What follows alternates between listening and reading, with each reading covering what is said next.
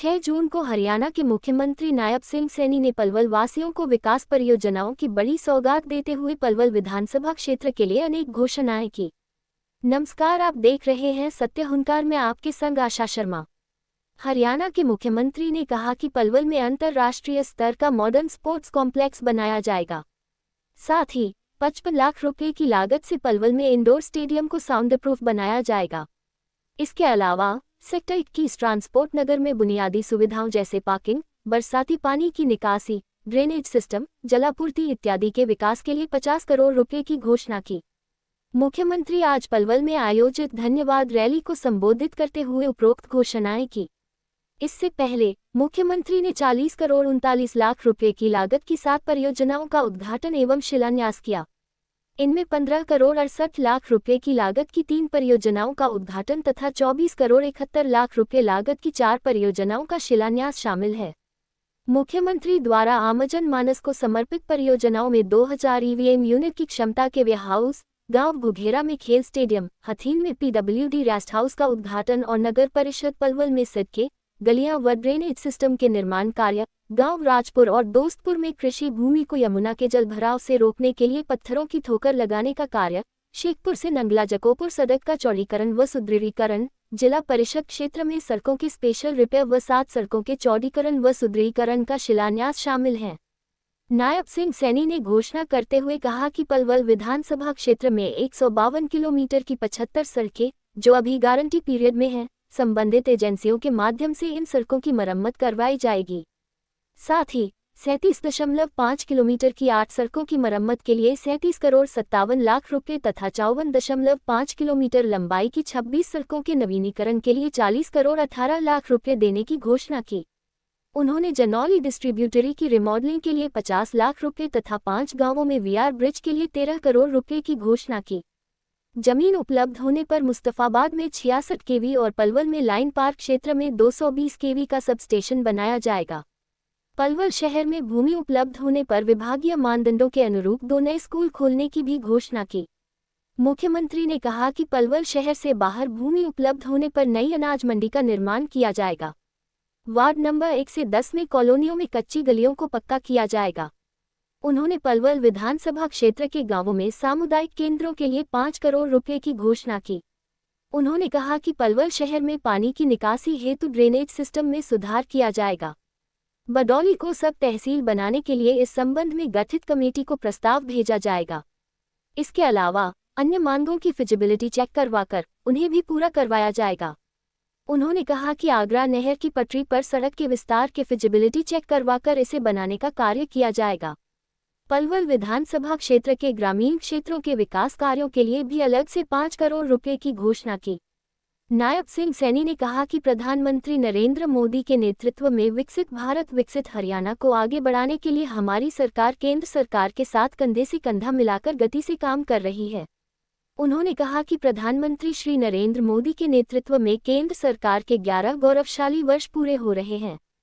इन 11 वर्षों में हर भारतवासी ने एक ऐसे भारत का उदय देखा है जो अपनी प्राचीन विरासत पर गर्व करता है, वर्तमान की चुनौतियों का डटकर सामना करता है और भविष्य के लिए महत्वाकांक्षी सपने संजोता है।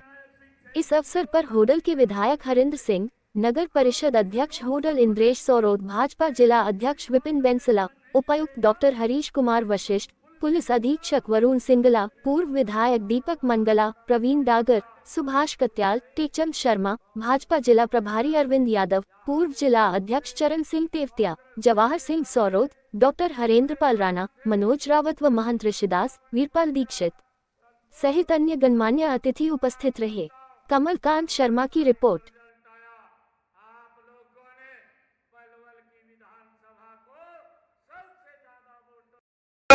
तालियों की गूंज के साथ ये धन्यवाद रैली है। आप सबकी तरफ से धन्यवाद के स्वर आपकी तालियों की गूंज के रूप में आनी चाहिए।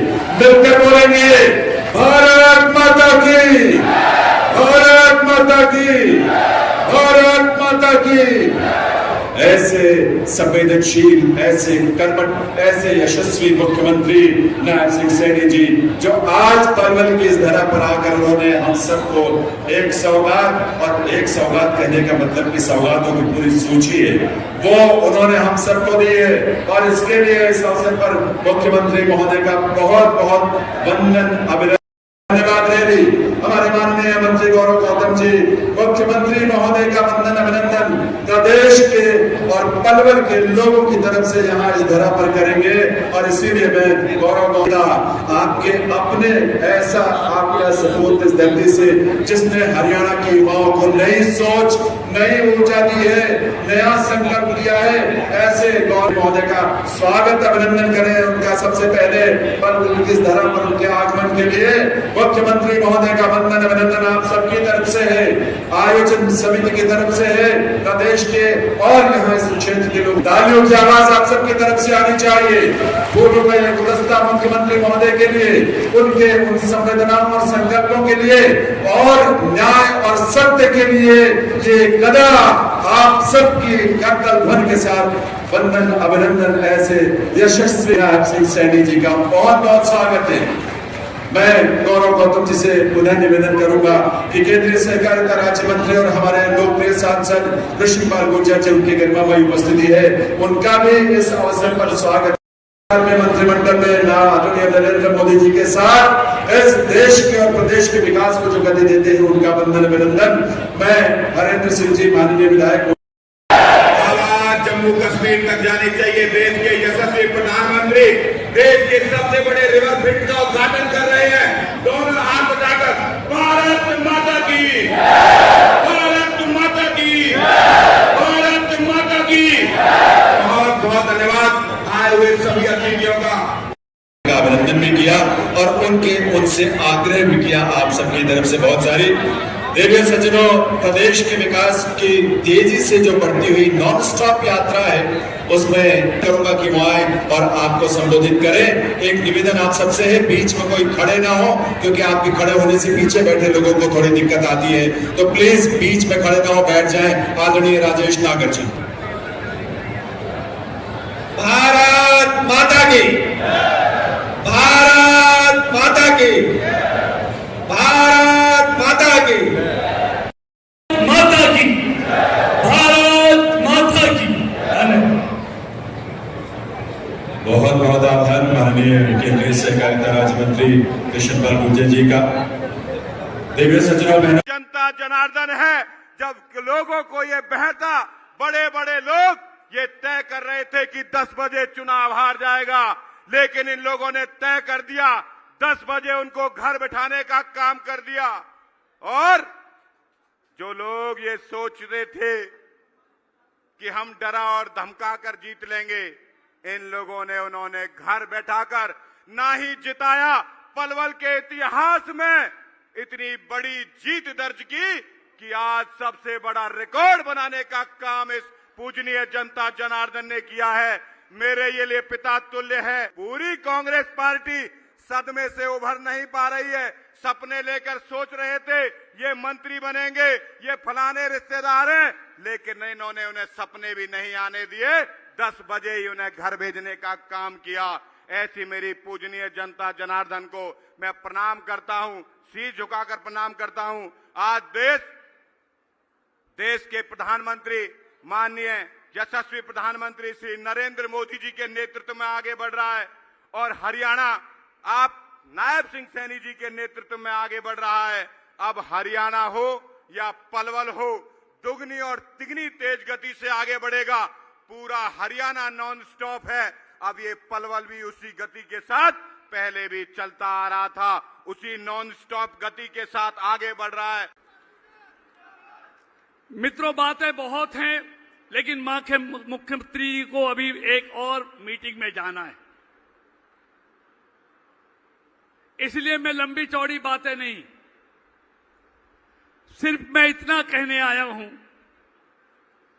पिछले 11 सालों में जिस तरह देश मोदी जी के नेतृत्व में तेज गति के साथ आगे बढ़ा है, वैसे ही पिछले 10.5 सालों में हरियाणा माननीय नायब सैनी जी के नेतृत्व में और पूर्व मुख्यमंत्री मनोहर लाल जी के नेतृत्व में बहुत तेजी से आगे बढ़ा है। हाथ जोड़ करके राम राम करता हूं, आप सबको प्रणाम करता हूं। आज मेरा ये परम सौभाग्य है कि आज ब्रिज की भूमि पलवल में आकर मैं स्वयं को गौरवान्वित महसूस कर रहा हूं। पलवल का नाम जब भी लिया जाता है हमारे मन में एक ऐसा चित्रण उभरता है जहां की मिट्टी में मेहनत, वीरता और संस्कारों की खुशबू मौजूद है। मुझे खुशी है यह क्षेत्र जहां हरियाणवी और ब्रज मेवाती संस्कृति का संगम यहां देखने को मिलता है। मैं इसको प्रणाम करता हूं। मित्रों, आज का दिन पवित्र दिन भी है। आज निर्जला एकादशी का व्रत का दिन भी है।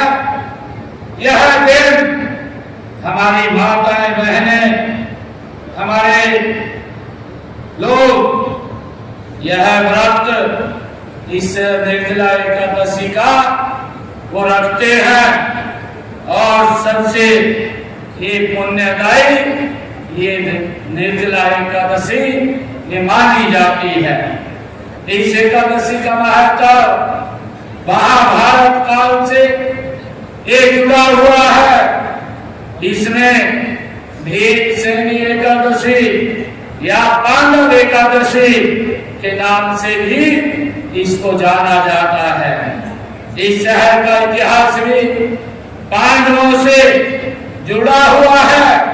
मैं आप सबको इस पर्व के निर्जला एकादशी के बहुत बहुत बधाई और शुभकामनाएं देता हूं। साथ ही इस जनसभा में आए हुए हमारे दूर राज्य के सभी महानुभावों का भी मैं अभिनंदन करता हूं, उनको प्रणाम करता हूं।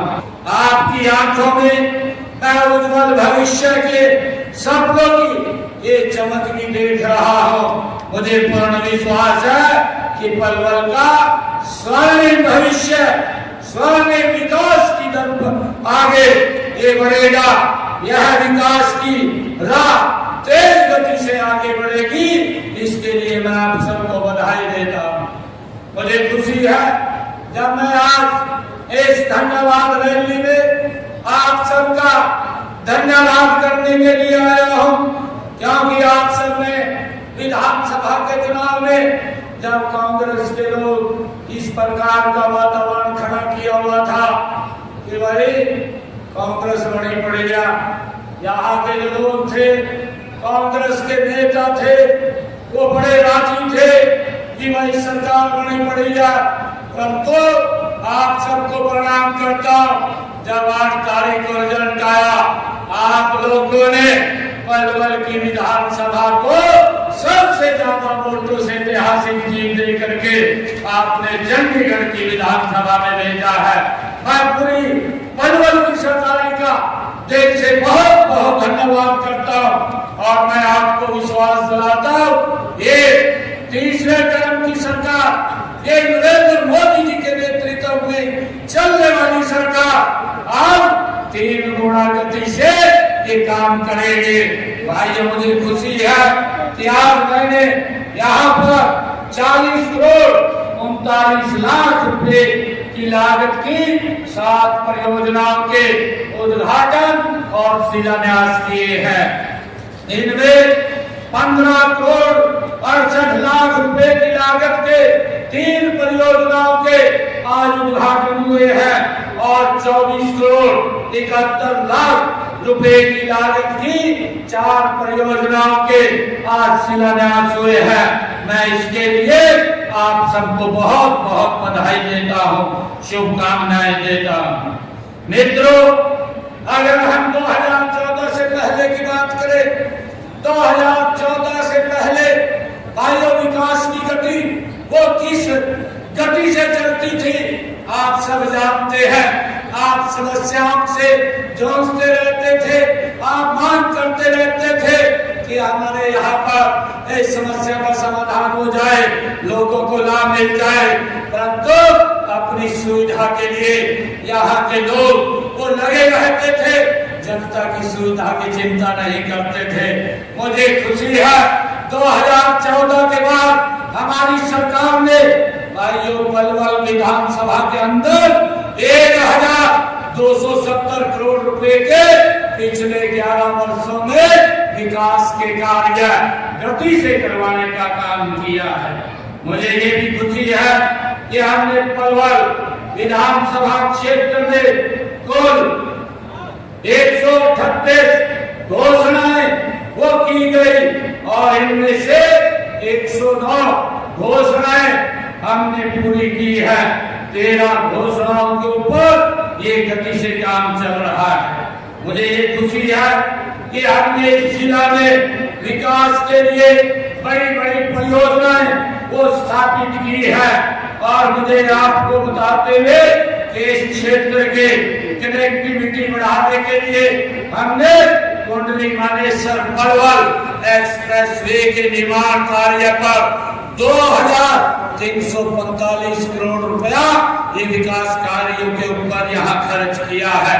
और इसी प्रकार ईस्टर्न पेरिफेरल एक्सप्रेसवे का निर्माण भी ये पिछले 10 वर्षों में नरेंद्र मोदी जी के नेतृत्व में हुआ है। मुझे ये भी खुशी है कि यहाँ पलवल के अंदर जो विश्वकर्मा कौशल विश्वविद्यालय दुधाला में 960 करोड़ रुपए की लागत से उसका निर्माण ये 10 वर्षों के अंदर ये किया गया है। मुझे ये भी खुशी है कि बडौला व मंदगौला में नए राजकीय महाविद्यालय की स्थापना 36 करोड़ 84 लाख रुपए की लागत से वो की गई है। भाइयों मुझे बड़ी खुशी है कि हमने इस क्षेत्र में ये बड़े कामों की चर्चा आपके बीच में की है, मिला करके गति से काम कर रही है। मुझे ये खुशी है कि हम 2 दिन बाद से ही देश के यशस्वी प्रधानमंत्री आदरणीय नरेंद्र मोदी जी के नेतृत्व में केंद्र सरकार 11 साल गौरवशाली वो पूरे कर रहे हैं। इसका उत्साह और गौरवशाली हर व्यक्ति अपने आप को महसूस कर रहा है। मुझे इस अवसर पर आप सबको मैं हार्दिक बधाई और शुभकामनाएं भी देता हूँ कि 11 वर्षों में हमने ऐसे भारत का निर्माण किया है जो भारत उदय देखा है, जो भारत को हमने उदय के रूप में देखा है, जो अपनी प्राचीन विरासत पर गर्व करता है, वर्तमान की चुनौतियों का डट करके सामना करता है और भविष्य के लिए महत्वाकांक्षी सपने संजो के रखता है। ऐसे भारत का निर्माण आदरणीय नरेंद्र मोदी जी के नेतृत्व में ये 10-11 वर्षों के अंदर हमें मिला है। एक विकसित राष्ट्र आदरणीय मोदी जी के नेतृत्व में हमें 11 वर्षों के अंदर मिला है। मैं प्रधानमंत्री जी के दूरदर्शी नेतृत्व, उनकी अदम्य इच्छा शक्ति और सबका साथ, सबका विकास, सबका विश्वास और सबके प्रयास के मूल मंत्र से देश को एक नई दिशा देने और एक नई ऊर्जा प्रदान करने के लिए मोदी जी के नेतृत्व में देश के एक निर्णायक और पारदर्शी सरकार का जो चल रही है, मैं कार्य संस्कृति में जो अभूतपूर्व बदलाव आया है, इसके लिए देश के यशस्वी प्रधानमंत्री जी का मैं दिल से आभार व्यक्त करता हूँ। मित्रों मुझे खुशी है कि 2014 में माननीय प्रधानमंत्री नरेंद्र मोदी जी ने देश के प्रधान सेवक के रूप में जब ये पदभार संभाला, उस समय हमारी अर्थव्यवस्था संसार में एक 11वें स्थान के ऊपर थी। आज मुझे ये गर्व के साथ पलवल की इस ब्रज की भूमि के ऊपर आप सबके बीच में बताते हुए गर्व हो रहा है। 11 वर्षों में देश के यशस्वी प्रधानमंत्री नरेंद्र मोदी जी भारत को दुनिया में 11वें स्थान से आज 4थे स्थान पर ला करके ये खड़ा कर दिया है। हम आदरणीय प्रधानमंत्री जी का दिल से आभार व्यक्त करते हैं। नरेंद्र मोदी जी ने भाइयों पाकिस्तान की सरजमी के ऊपर जाकर के हमारे जाबाज सैनिकों ने उस आतंकवाद का मुंह तोड़ जवाब देने का काम किया है। चाहे 2016 में उरी हमले के प्रतिशोध के बाद सर्जिकल स्ट्राइक की बात हो, 2019 के अंदर पुलवामा घटना के बाद चाहे एयर स्ट्राइक की बात हो, और जब अभी हमारे जो देश के परिवार सहित जो पहलगाम के अंदर घूमने के लिए गए हुए थे, पाकिस्तान ने एक सोची समझी साजिश के तहत हमारे नागरिकों को एक निशाना बना करके उनके बच्चों और फैमिली के सामने मौत के घाट उतारा।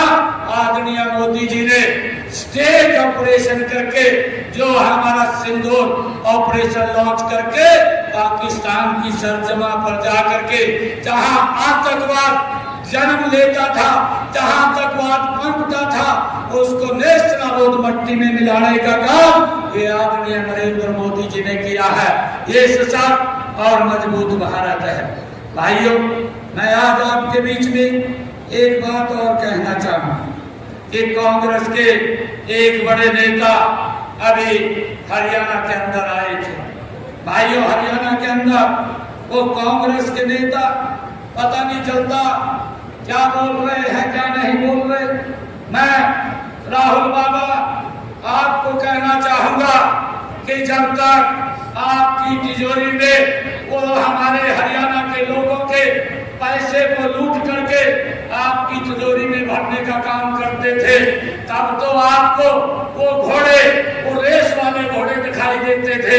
परंतु जब आज वो काम नहीं कर रहे, प्रदेश के लोगों ने नॉन स्टॉप उनको कांग्रेस को बाहर का रास्ता दिखाया। आज आपको वो लंगड़े घोड़े दिखाई देते हैं। आपको ये बात कहने के लिए कांग्रेस पार्टी राहुल बाबा को देश के लोगों से माफी मांगनी चाहिए। मैं बताना चाहता हूं, जो आज इन्होंने इस बात को लेकर के राहुल बाबा ने जिसकी निंदा की जाए ऐसा बयान यहाँ पर दिया है, ये निंदनीय है कि घोड़े 3 प्रकार के होते हैं। एक रेस वाला होता है, एक बारात वाला होता है, एक लंगड़ा होता है। ये राहुल बाबा इस प्रकार की स्टेटमेंट यहाँ दे करके गया है। इसकी जितनी निंदा की जाए उतनी कम है। कांग्रेस को और राहुल बाबा को देश से माफी मांगनी चाहिए। मैं बताना चाहता हूँ, कांग्रेस का 55 साल का कार्यकाल रहा। कौन लंगड़ा घोड़ा था, कौन रेस वाला घोड़ा था, आप इसके ऊपर आंकलन करेंगे। मैं बताना चाहूंगा कि हरियाणा देश के अंदर, अगर हम हरियाणा की बात करें, हरियाणा के अंदर 2014 से पहले हरियाणा के 17 लाख बुजुर्गों को पेंशन मिलती थी और उनकी पेंशन नहीं बनती थी, उन्हें दर दर की ठोकरें खाना पड़ता था। आज हरियाणा प्रदेश के अंदर 36 लाख हमारे बुजुर्ग हैं जिनको 3000 रुपए महीना सम्मान भत्ता देने का काम हमारी सरकार कर रही है। मैं राहुल बाबा को, कांग्रेस के नेताओं को ये भी कहना चाहूंगा कि आप जो आपने पिछले सालों में जो काम किया है, मेरी फसल मेरा ब्यौरा, कांग्रेस ने इसके ऊपर जीरो काम किया, कोई काम नहीं किया। हमारी 10 वर्ष की, 10.5 वर्ष की सरकार ने हरियाणा के अंदर लगभग 12 लाख किसानों को फसल की खरीद का 1,48,000 रुपया उनके खाते में पहुंचाने का काम किया है। भाइयों, के राहुल गांधी को, कांग्रेस के नेताओं को इसकी माफी मांगनी चाहिए। ये किस प्रकार का बयान देकर के यहाँ से गए हैं। भाइयों, कांग्रेस के लोग भी सदमे में हैं कि भाई ये क्या बोल करके चला गया है। जब चाहे प्रधानमंत्री फसल बीमा योजना की बात करें, कांग्रेस के समय में भाइयों प्रधानमंत्री फसल बीमा योजना का उनके 10 वर्ष के कार्यकाल में हरियाणा के अंदर 1155 करोड़ रुपए मिला और भारतीय जनता पार्टी नरेंद्र मोदी जी के 11 वर्षों के अंदर 15,145 करोड़ रुपया अगर मेरे किसान की फसल खराब हुई है तो उसके घर के ऊपर पहुंचाने का काम किया है।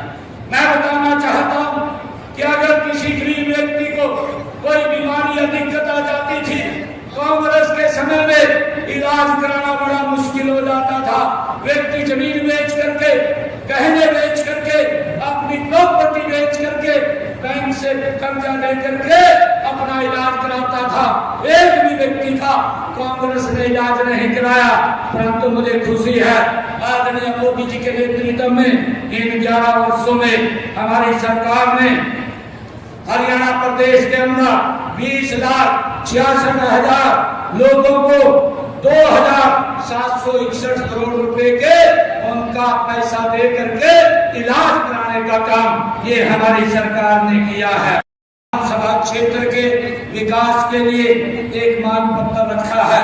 मैं उसको मांग पत्र की जो भी फिजिबिलिटी है उसको चेक कराएंगे और मुझे खुशी है बताते हुए कि इन्होंने जो कहा है कि पलवल शहर में पानी की निकासी हेतु ड्रेनेज सिस्टम को सुधारने के लिए काम किया जाए, इसकी फिजिबिलिटी चेक करा करके इस कार्य को करवाया जाएगा। ये आज मैं इसकी घोषणा करता हूँ।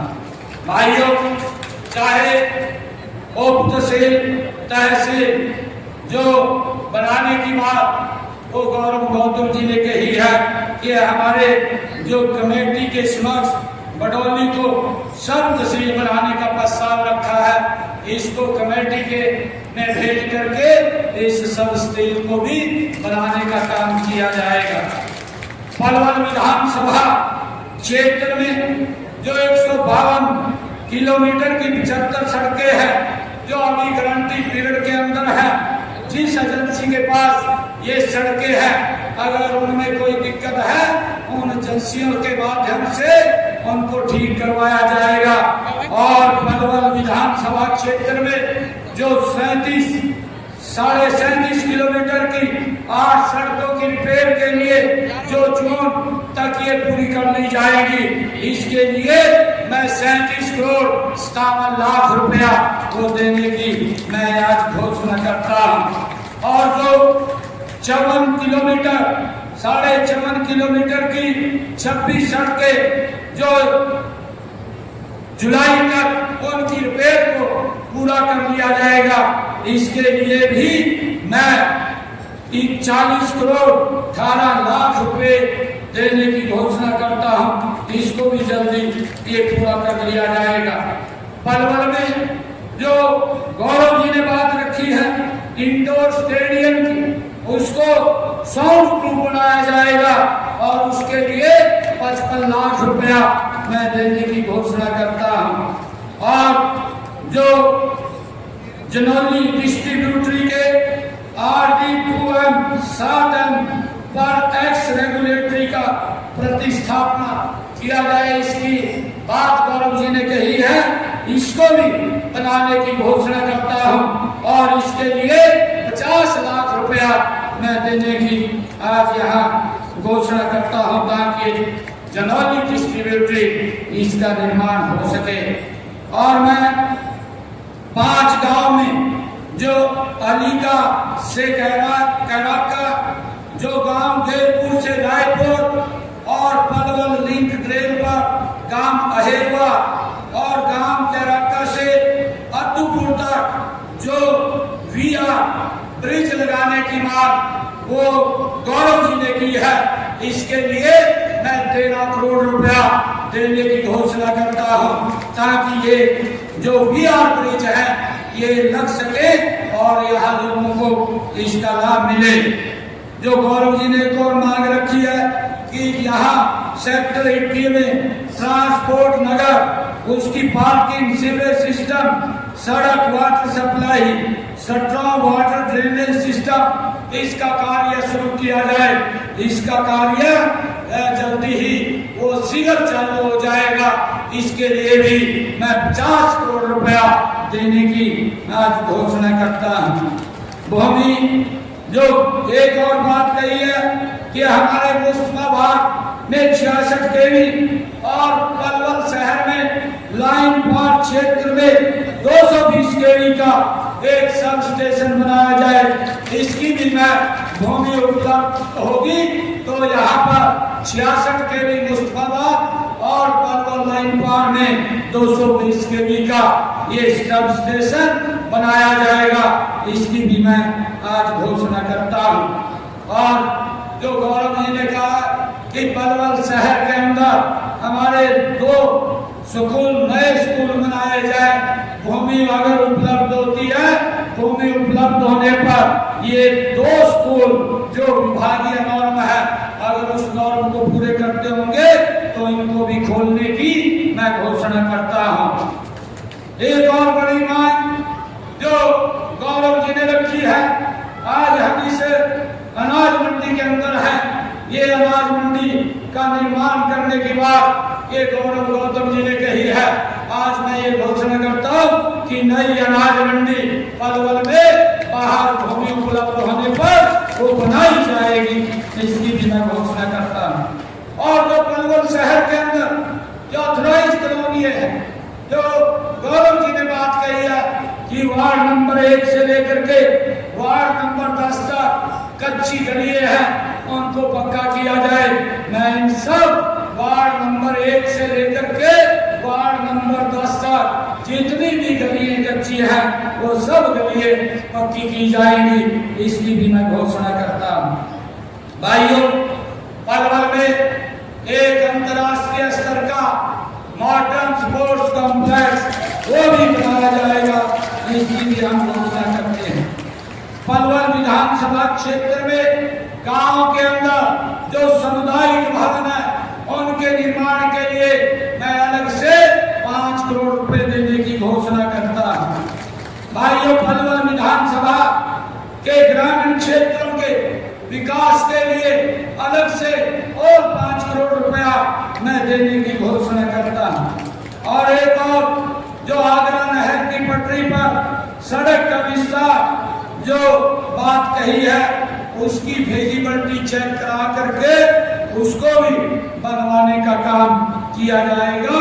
उसके लिए मैं आज एक घोषणा करता हूँ। भाइयों, ये सरकार 3 गुना गति से आगे बढ़ रही है, गति से काम कर रही है। भाइयों, विपक्ष के लोग जो इधर उधर की बात करते हैं उनके पास कुछ बोलने के लिए नहीं है। हमने जो अपने संकल्प पत्र में जो बातें कही थी उन बातों को भी हमारे संकल्प पत्र में 217 वायदे अभी विधानसभा में हमने किए थे और उन 217 में से हमने 19 वायदे पूरे कर दिए हैं और इस वर्ष के अंदर 90 वायदे और पूरे हो जाएंगे। मुझे खुशी है, ये सरकार 3 गुना गति से काम कर रही है। मैं बताना चाहूंगा, हमने जो कहा था क्योंकि कांग्रेस के लोगों ने उन नौकरियों को रोकने का काम किया था, परंतु मैंने युवाओं के बीच में एक घोषणा की थी कि 8 तारीख के बाद मैं पहले ज्वाइनिंग लेटर आपको दूंगा, बाद में मैं ज्वाइनिंग करूंगा। 26,000 युवाओं को पहले ज्वाइनिंग लेटर दिया, बाद